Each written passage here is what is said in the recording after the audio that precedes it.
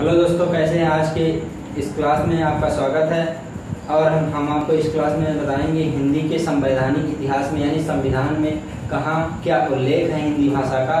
तो चलते हैं इस टॉपिक की तरफ, हिंदी का संवैधानिक इतिहास। हिंदी का संवैधानिक इतिहास। तो संविधान में हिंदी का उल्लेख, हिंदी का उल्लेख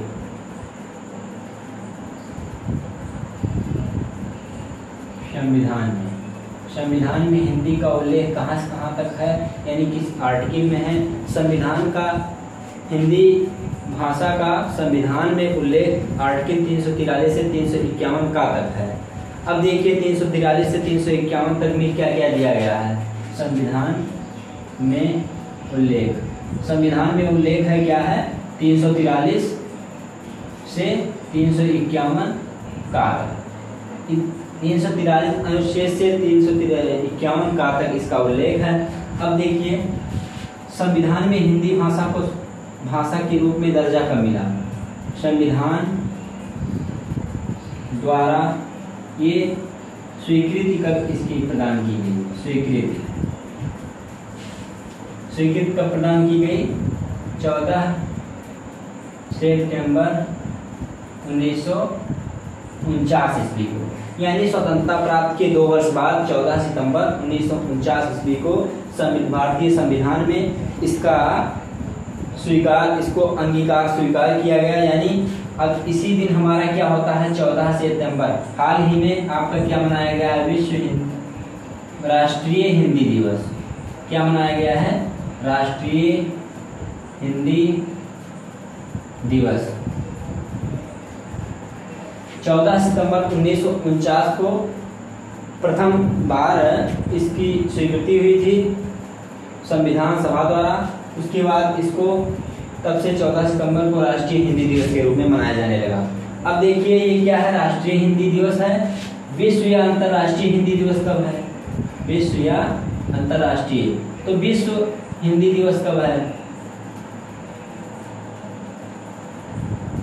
ये पड़ता है जनवरी माह के 10 तारीख को, यानी 10 जनवरी को क्या पड़ता है, विश्व हिंदी दिवस। इसमें अंतर आएगा, आपसे कहेगा राष्ट्रीय हिंदी दिवस तो आप 14 सितंबर वाले ऑप्शन को चूज करेंगे, और यदि विश्व हिंदी दिवस पूछता है तो केवल 10 जनवरी वाले ऑप्शन को चूज करेंगे। अब चलिए हम बताते हैं आर्टिकल में क्या क्या दिया गया है। तो आर्टिकल है 343, इसमें क्या दिया गया है, भारत की भाषा जो है क्या होगी, हिंदी, तथा लिपि देवनागरी। हिंदी भाषा की जो लिपि है वही होगी।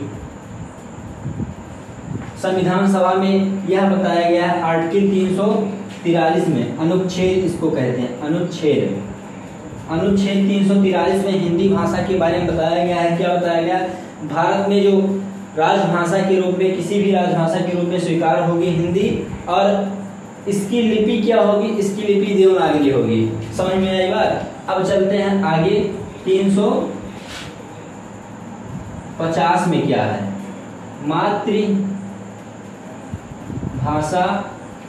के रूप में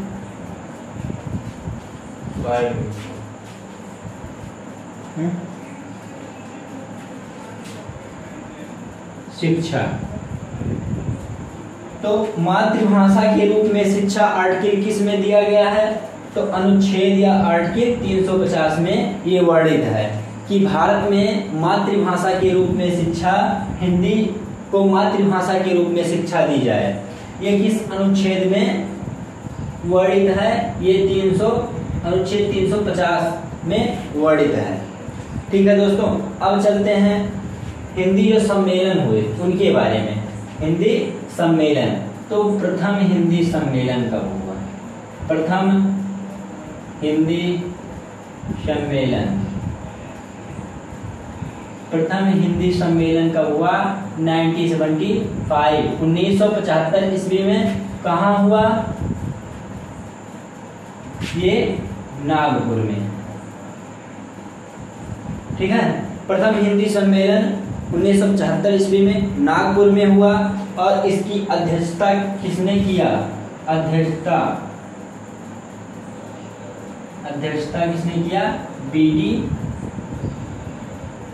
जत्ती, जो कि उपराष्ट्रपति रह चुके हैं।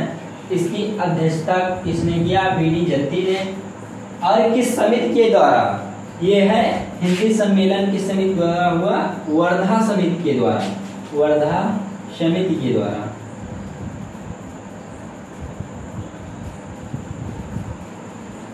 और अध्यक्ष इसके कौन रहे? अध्यक्ष रहे मधुकर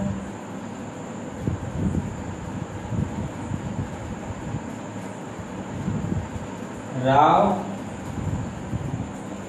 चौधरी, इसके अध्यक्ष रहे प्रथम।